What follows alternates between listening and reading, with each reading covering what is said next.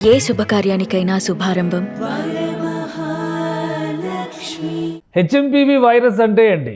Human meta pneumo virus HMPV. ఈ వైరస్ని 2001లో కనుగొన్నారు. 2012, 2011 ఈ సందర్భంలో అమెరికా, కెనడా, ఇతర యూరోపియన్ దేశాల్లో విజృంభించినటువంటి వైరస్. అయితే దీని లక్షణాలు ఏంటి ఒకసారి చూద్దాం. హెచ్ఎంపీవీ వైరస్ సోకితే సాధారణంగా దగ్గు, జలుబు, జ్వరం, ముక్కుదిబ్బడ, శ్వాస తీసుకోవడంలో ఇబ్బంది వంటి లక్షణాలు కనిపిస్తాయి. వైరస్ తీవ్రంగా ఉన్నటువంటి వారిలో బ్రాంకైటిస్, నిమోనియా డెవలప్ అయ్యేటువంటి అవకాశాలు ఉంటాయి. సాధారణంగా వైరస్ సోకినటువంటి 3 నుంచి 6 రోజుల్లో దీని లక్షణాలు బయటపడతాయి.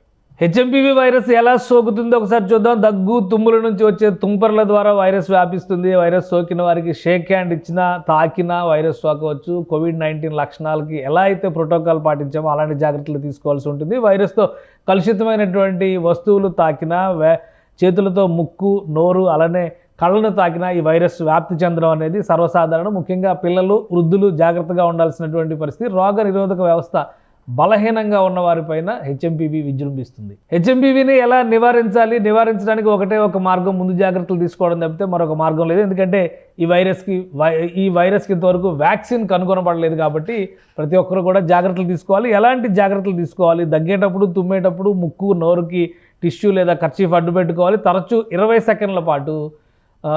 సెకండ్ల పాటు సబ్బు లేదా హ్యాండ్ వాష్తో శుభ్రం చేసుకోవడం అనేది చాలా ముఖ్యమైనటువంటిది. వ్యక్తిగతమైనటువంటి వస్తువుల్ని ఇతరులు ఉపయోగించేలాగా అందుబాటులో ఉంచదు. అలానే అనారోగ్యం ఉంటే కనుక ఇంటికే పరిమితం కావాల్సినటువంటి పరిస్థితి ఉంటుంది. ఇక వ్యాక్సిన్ లేదు కాబట్టి జాగ్రత్తలు తీసుకోవడం అంటే నివారణ ఒక్కటే ఇక్కడ తరుణోపాయంగా కనిపిస్తుంది. ఇప్పటికే దేశంలో బెంగళూరులో 2 కేసులు నమోదయ్యాయి. రాబోయే రోజుల్లో జాగ్రత్తలు తీసుకోకపోతే కోవిడ్-19 తరహా భయోత్పాతం సృష్టించినా ఆశ్చర్యపోవాల్సినటువంటి అవసరం లేదు. మరోసారి లాక్డౌన్ దిశగా ఈ దేశం వెళ్లకుండా ఉండాలంటే అప్రమత్త పాటించాల్సింది మీరే. సుమన్ టీవీలో మీ పర్సనల్ అండ్ బిజినెస్ ప్రమోషన్స్ కోసం కింది నెంబర్కి కాంటాక్ట్ చేయండి.